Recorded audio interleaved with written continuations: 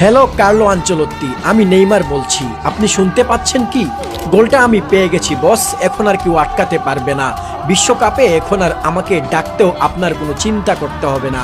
কে জানে নেইমার আজ কি এই কথাই বললেন কিনা। আজ যদি কার্লো আনচেলত্তি নেইমারের খেলা দেখে থাকেন, তাহলে বিশ্বকাপ দলে নেইমারকে রাখতে তার আর কোনো গড়িমসি করার কথা নয়।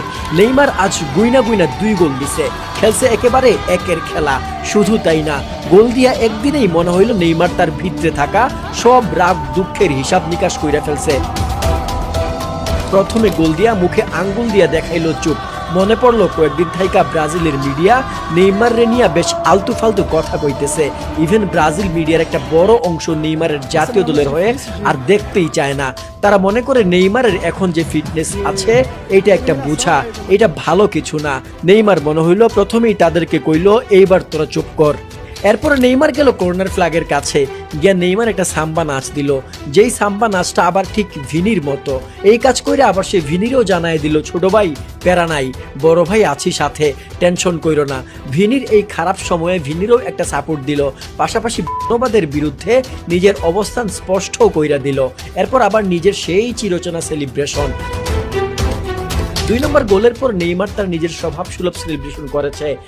তবে 2 নম্বর গোলটা ছিল একেবারে দেখার মতো। এইটা যে দেখছে সে বুঝছে নেইমার এখনো হারায় যায় নাই।